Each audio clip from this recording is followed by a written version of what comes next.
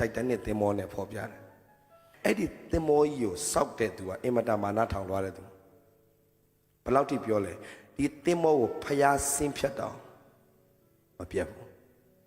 အဲ့ဒီချိန်အဲ့ဒီကာလာတော့900 feet ဆိုနေလား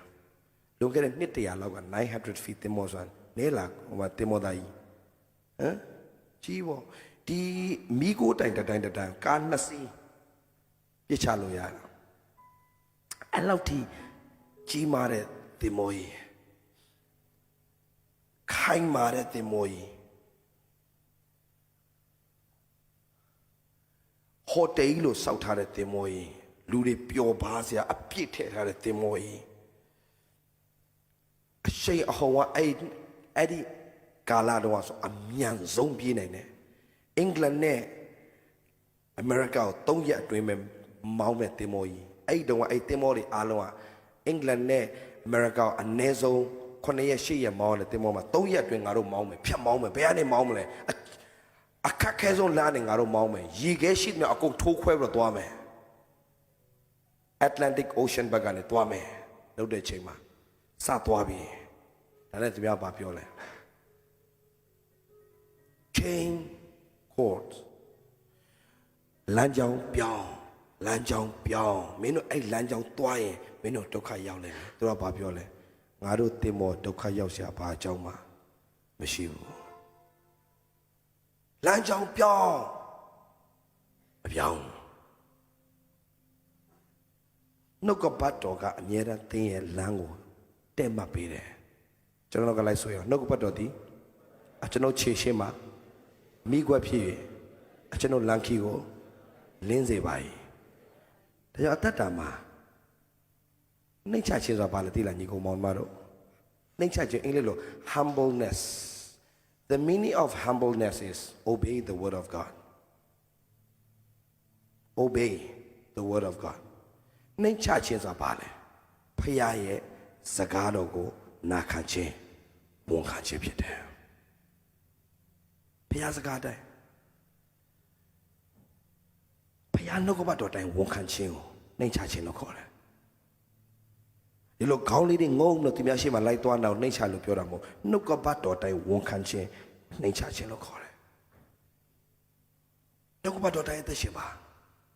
ဒီတိုက်တဲ့နေ့တင်မိုးကြီးကဘာပြောလဲငါတို့ဒီလမ်းတိုင်းဖြတ်မောင်းမယ်3ရက်တွင်းမှာမောင်းမယ် record ချိုးရမယ်ကဘာမှာဒါကြောင့်ငါတို့မပြောင်းနိုင်ဘူးတက်မောင်း12ကြိမ်တီလမ်းကြောင်းပြောင်းဖို့ရန်အတွက်လမ်းကြောင်းထိမ့်သိမ့်တဲ့ဌာနနဲ့လှမ်းអော်တယ်ရေဒါဌာနနဲ့လှမ်းអော်တယ်လမ်းကြောင်းပြောင်းပါ12ကြိမ်တီပြောတယ်နှုတ်မပြောင်းနိုင်3ရက်အတွင်းမှာဒီလမ်းပဲဖြတ်မောင်းနိုင်မှာ record ငါတို့ချိုးမယ်ကဘာမှာငါတို့နာမည်ကြီးဆုံးဖြစ်ရမယ်ငါတို့တင်မောကြီးပြန်မောင်းတယ်မအောင်စရာကောင်းတာလူတီထွင်ထားတဲ့အရာဘလောက်ကောင်းလူရဲ့ idea ဘလောက်ကောင်းလူရဲ့ idea ဘလောက်ပဲ good idea ဖြစ်နေပါစေ God idea နဲ့မတွားတိုင်သင်ဆုံးရှုံးလိမ့်မယ်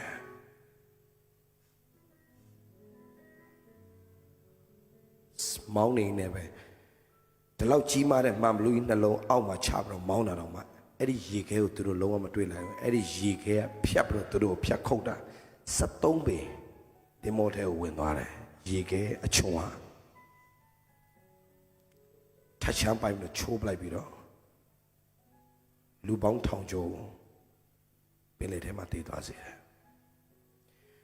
ချစ်တော်ညီကောင်မောင်မအားလုံးကျွန်တော်ဘာအားပေးချင်လဲဘဝမှာဘုရားသခင်ကပြင်ဆင်ထားတဲ့ကောင်းကြီးတွေများစွာရှိပြီးသားမာနကြောင့်နှုတ်ကပတ်တော်ဝန်မခံနိုင်ခြင်းကြောင့်ဆုံးရှုံးသွားတဲ့ထဲမှာသင်တို့မပါပါစေနဲ့နှုတ်ကပတ်တော်ရှိထားပြီးသားဖြစ်တယ်ခရိယန်ဖြစ်ပြီးတော့ဒီနှုတ်ကပတ်တော်ပေါ်မှာမရက်တည်တော့ဆုံးရှုံးသွားလိမ့်မယ်ဒါကြောင့်နေ့ရက်စဉ်တိုင်းမှာနှုတ်ကပတ်တော်နဲ့သွားပါနှုတ်ကပတ်တော်နဲ့သွားတယ်ဆိုတာဘာလဲကျမ်းစာလေးဖတ်ဆုတောင်းနေပြီးသွားလားမဟုတ်ဘူးကျမ်းစာဖတ်တဲ့အချိန်မှာကျမ်းစာထဲကရတဲ့သင်ခန်းစာတွေအားလုံးကငါအတွက်ဖြစ်တယ်လို့ခံယူပါကျွန်တော်ပြောပြမယ်ကျမ်းစာဒီတင့်ကိုရေးထားတာမဟုတ်ပေမဲ့တင့်အတွက်အကုန်ရေးထားတာအာဗြဟံကိုဘုရားဗာပြောလဲတင့်ကိုကောင်းကြီးပေးတော့သူငါကောင်းကြီးပေးမယ်တင့်ကိုချိန်ဆဲတော့သူငါချိန်ဆဲမယ်မပြောဘူးလား ပြောတယ်ဆိုရင်တင်းကိုကောင်းကြီးပေးတော့သူငါကောင်းကြီးပေးမယ်တင်းကိုချိန်ဆဲတော့သူငါချိန်ဆဲမယ်လို့ပြောရင်အာဗြဟံနေရာမှာကျွန်တော်ဝင်လို့ရလားရတယ်ဆိုတော့ကျွန်တော်လုံးဝယုံကြည်ထားတယ်ဒေးဗစ်လာကိုကောင်းကြီးပေးတော့သူကိုဖခင်ကောင်းကြီးပေးမယ်ပေးတဲ့အတိုင်းလည်းတကယ်ပေးကိုပေးရတာခွင့်ဖခင်ပြင်ဆင်ပေးလိုက်မယ်အဲ့အတိုင်းလည်းကျွန်တော်သက်ရှင်မယ်ဟုတ်ပြီနှုတ်ကပတ်တော်ပြောရင်ပြောတဲ့အတိုင်းကျွန်တော်သွားမယ်